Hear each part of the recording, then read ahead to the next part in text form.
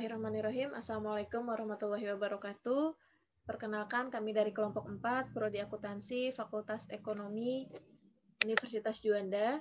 Dengan saya Rahayunita dan teman saya ada Hendy Alfarisi dan juga Kiki Suciati. Kami di sini akan menjelaskan mengenai basic stock valuation atau saham preferen dan saham biasa. Untuk materi pertama mengenai saham preferen akan dijelaskan oleh Hendy Alfarisi. Kepadanya dipersilahkan. Baik, di sini saya akan menjelaskan tentang saham preferen atau preferred stock. Apa itu saham preferen? Saham preferen seringkali disebut dengan surat berharga hybrid karena memiliki banyak karakteristik baik dari saham biasa maupun dari obligasi. Sama seperti saham biasa, yaitu tidak memiliki tanggal jatuh tempo. Kegagalan untuk membayar dividen tidak menyebabkan kebangkrutan, dan dividen tidak dapat dikurangkan. Sama seperti obligasi, dividen dalam jumlah yang tetap. Kemudian ada juga ciri khas dari saham preferen. Yang pertama, berbagi tingkat saham preferen. Yang kedua, klaim saham preferen terhadap aset dan penghasilan. Yang ketiga, dividen kumulatif. Yang keempat, persyaratan perlindungan proteksi. Yang kelima, konvertibilitas. Kemudian ada juga ciri lain yang tidak umum atau ciri khususnya ya. Tarif saham preferen yang dapat disesuaikan. Yang pertama, keikutsertaan atau partisipasi. Yang kedua, payment in kind atau in kind peak. Yang ketiga, sifat penghentian atau retirement feature. Ciri khas saham preferen. Berbagi jenis golongan atau multi-level classes. Perusahaan dapat mengeluarkan lebih dari satu seri atau golongan saham preferen, dan setiap golongan memiliki perbedaan karakteristik. Yang pertama, convertible atau dapat dikonversi. Yang kedua, protective provision atau ketentuan perlindungan. Kemudian, klaim terhadap aset dan penghasilan. Yang pertama, saham preferen lebih diprioritaskan dibanding saham biasa berkenaan dengan klaim terhadap aktiva sewaktu terjadi kebangkrutan. Yang kedua, klaim saham preferen dipenuhi sesudah obligasi dan sebelum saham biasa. Yang ketiga, perusahaan harus membayar dividen saham preferen sebelum membayar dividen saham biasa. Yang kemudian, sifat kumulatif. Menghendaki agar semua dividen saham preferen dibayar sebelum dividen saham biasa diumumkan. Ketentuan-ketentuan perlindungan. Yang pertama, pada umumnya, ketentuan-ketentuan ini memungkinkan adanya voting pada saat dividen tidak dibayar atau saat mereka membatasi pembayaran dividen saham biasa bila pembayaran sinking fund tidak dipenuhi atau jika perusahaan mengalami kesulitan keuangan. Convertible atau konvertibilitas. Saham preferen yang dapat dikonversi atas kebijakan pemegangnya dapat diubah menjadi sejumlah saham biasa yang telah ditentukan sebelumnya. Kenyataannya saat ini sekitar sepertiga dari semua saham preferen yang dikeluarkan mempunyai ciri dapat diubah. Mengurangi biaya penerbitan yang dikeluarkan perusahaan. Tarif saham preferen yang dapat disesuaikan, dikembangkan untuk memberikan perlindungan terhadap para investor ketika terjadi kerugian akibat tingkat bunga yang tidak menentu. Dividen kuartal berfluktuasi mengikuti fluktuasi tingkat bunga dengan suatu formula. Jenis lain saham preferen dengan tingkat tarif yang ditentukan melalui lelang, di mana tingkat tarif dividen ditetapkan melalui proses lelang. Keikutsertaan atau partisipasi memungkinkan pemegang saham preferen dapat memperoleh penghasilan melebihi pembayaran dividen yang telah ditentukan. Payment in kind. Investor dapat awalnya tidak menerima dividen, melainkan mendapat lebih banyak saham preferan yang nantinya menghasilkan dividen atas saham preferan yang lebih banyak lagi. Sifat penghentian. Meskipun saham preferan tidak memiliki jatuh tempo tertentu yang terkait dengannya, perusahaan penerbit umumnya menyediakan beberapa metode untuk menghentikan saham tersebut. Baik, selanjutnya akan dijelaskan sama Rahayu. Terima kasih. Selanjutnya mengenai saham biasa. Saham biasa itu merupakan representasi hukum kepemilikan saham dalam korporasi atau ekuitas. Pemegang saham berhak menerima distribusi laba korporasi atau biasa disebut dengan dividen. Selain itu, nilai saham pada setiap titik waktu sama dengan nilai saat ini dari dividen di masa depan disebut dengan valuation. Untuk saham biasa itu sendiri merupakan sertifikat yang menunjukkan kepemilikan di sebuah perusahaan. Pemegang saham biasanya adalah pemilik sebenarnya dari perusahaan. Tidak memiliki tanggal jatuh tempo, tidak ada batasan atas dividen. Pembayaran dividen harus diumumkan setiap periode, biasanya triwulan, oleh Dewan Direksi perusahaan. Dalam hal kebangkrutan, pemegang saham biasanya tidak akan menerima pembayaran apapun. Selanjutnya mengenai karakteristik saham biasa. Yang pertama ada claim on income atau klaim pendapatannya. Biasanya pemegang saham biasa ini mempunyai hak laba setelah memperhitungkan pembayaran hak kepada pemegang obligasi dan pemegang saham preferen. Bisa dalam bentuk dividen atau dalam bentuk laba ditahan. Yang kedua ada claim on asset atau klaimnya terhadap aset. Pemilik saham biasa memiliki klaim sisa atas aset setelah klaim pemilik hutang dan juga pemegang saham preferen. Dan jika terjadi kebangkrutan, maka klaim pemegang saham umumnya tidak terpenuhi. Yang ketiga ada voting right atau hak suara. Untuk yang pemegang saham biasa sama-sama memiliki hak untuk memilih dewan direksi.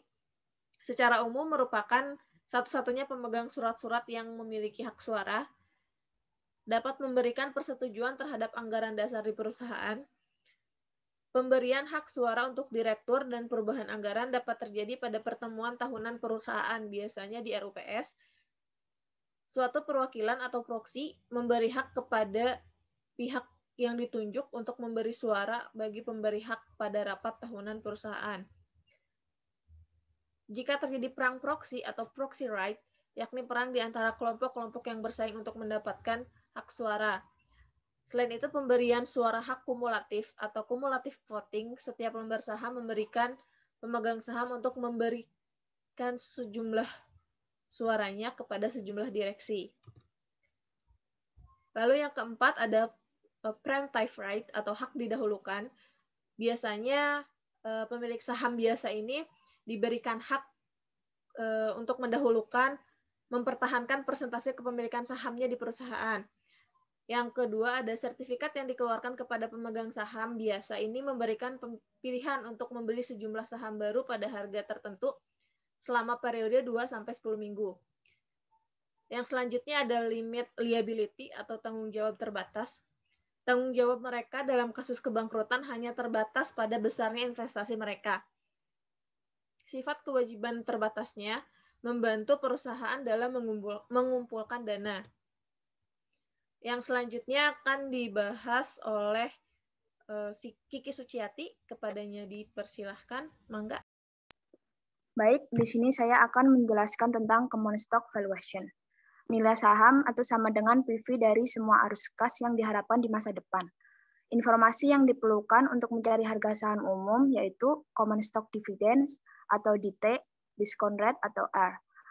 PV0 sama dengan D1 dalam kurung 1 plus R ditambah D2 dalam kurung 1 plus R ditambah D3 dalam kurung 1 plus R dan seterusnya.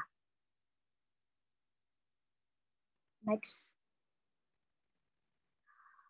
Berikut saya akan menjelaskan tentang zero growth. Apa itu zero growth? Zero growth merupakan perusahaan membayar dividen dalam jumlah atau nilai yang sama setiap periode sampai selamanya. Hal ini mirip dengan saham preferen. Harga dihitung dengan menggunakan rumus perpetuitas. Karena arus kas di masa depan konstan, nilai saham pertumbuhan nol adalah nilai saat ini dari sebuah keabadian. Rumus dari zero growth itu sendiri yaitu DT plus 1 per R. Next. Berikut contoh kasus soal beserta jawaban dari valuation of common stock with zero growth. PT Coba Melulu diharapkan membayar dividen Rp500 setiap kuartal atau sama dengan 3 bulan dan retur atau hasil yang diharapkan 10%. Berapa harga saham tersebut? Hasil retur dari per kuartal sama dengan 10% per 4 sama dengan 2,5%. Dividen atau kuartal itu sendiri Rp500. Jadi harga saham sama dengan Rp500 dibagi 2,5% sama dengan Rp20.000. Dengan demikian, bila saham emiten tersebut dijual di atas Rp20.000, maka ditolak. Harga jual yang bisa diterima oleh investor maksimum Rp20.000. Constant growth. Apa itu constant growth? Constant growth itu merupakan dividen yang dibagikan perusahaan akan meningkat dalam persentase yang tetap setiap periodenya. Harga saham dihitung dengan menggunakan model perpetuitas bertumbuh. Karena arus kas di masa depan tumbuh pada tingkat konstan selamanya, nilai stok pertumbuhan konstan adalah nilai saat ini dari keabadian yang tumbuh. Berikut rumus perhitungan dari constant growth itu sendiri yaitu D1 sama dengan D0 dikali dalam kurung 1 plus G. D2 sama dengan D1 dikali dalam kurung 1 plus G sama dengan D0 kali dalam kurung 1 plus G pangkat 2. D1 sama dengan D0 kali 1 plus G pangkat T. PT sama dengan DT plus 1 per dalam kurung R minus G. Berikut contoh kasus soal beserta jawaban dari valuation of common stock with constant growth. Misalkan, PT Coba Melulu baru saja membayar dividen sebesar Rp500 per saham. Diharapkan besarnya dividen tersebut akan meningkat sebesar 2% setiap tahun. Jika pasar menghendaki retur sebesar 15%, berapa harga saham tersebut akan ditawarkan? D1 sama dengan D0 dalam kurung 1 plus 2% sama dengan Rp500 dikali 1,02 sama dengan Rp510. Jadi D1 per R kurang G sama dengan Rp510 dalam kurung 15% dikurangi 22% sama dengan Rp3.920.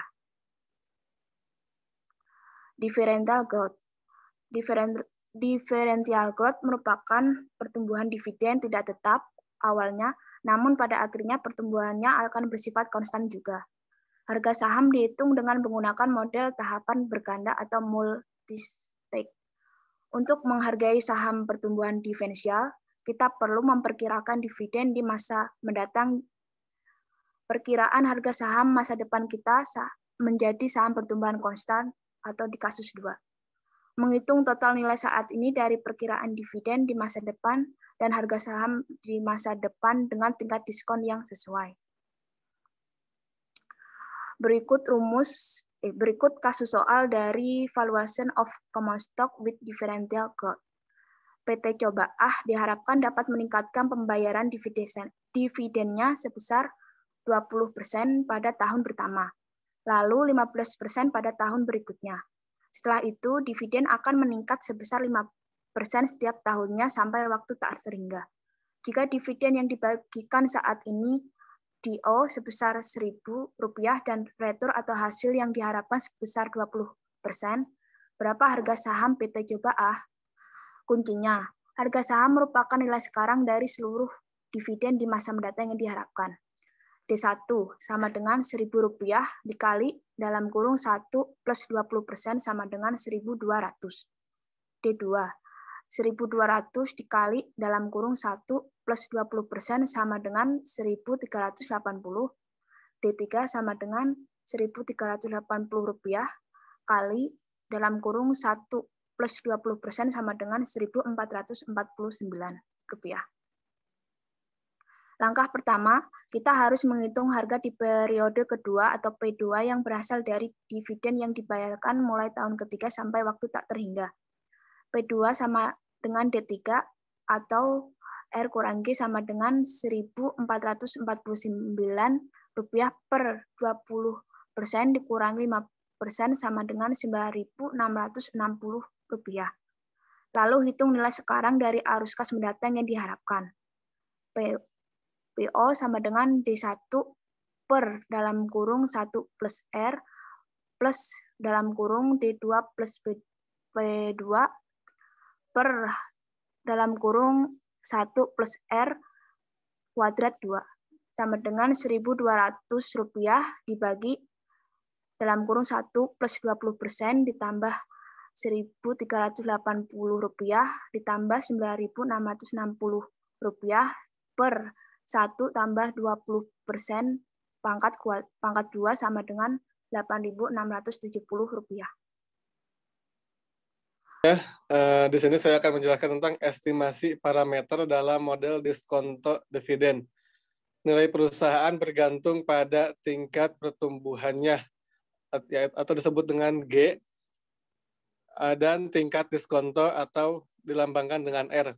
Dari mana G berasal dan dari mana R berasal.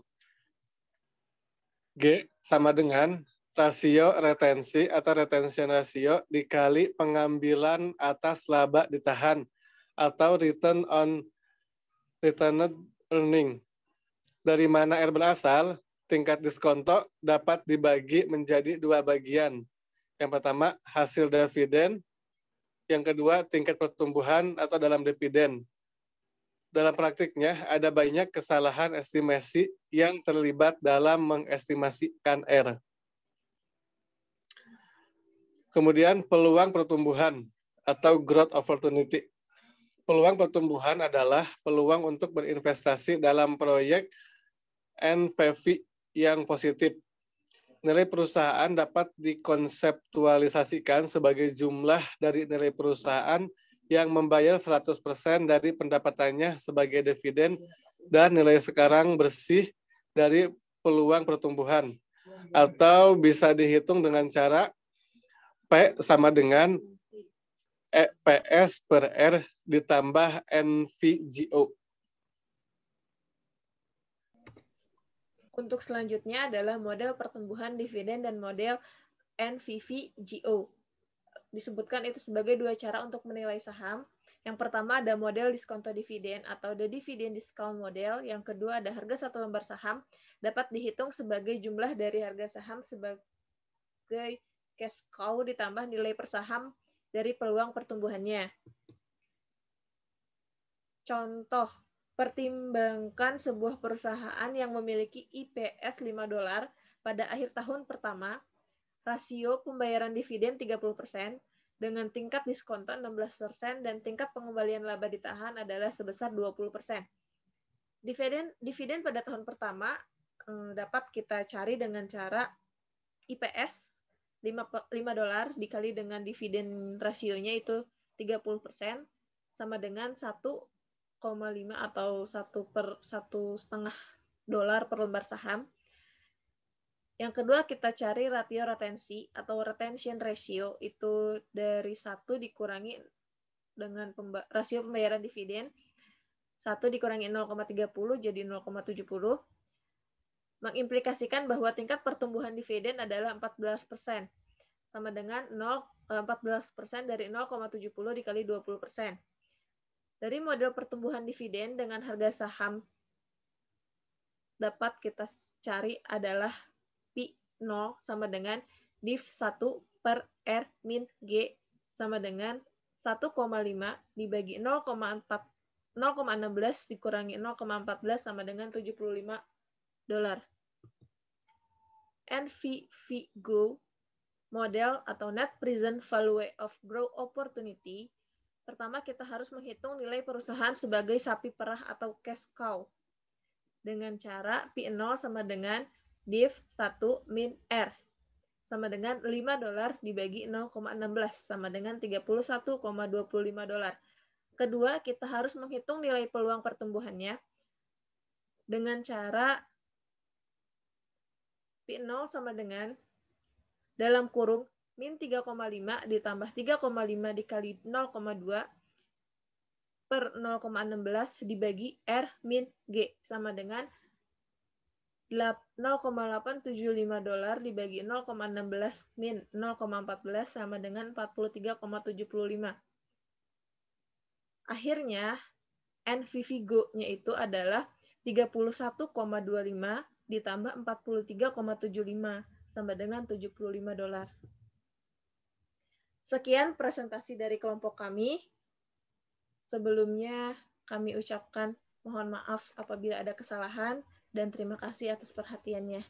Assalamualaikum warahmatullahi wabarakatuh. Waalaikumsalam warahmatullahi wabarakatuh.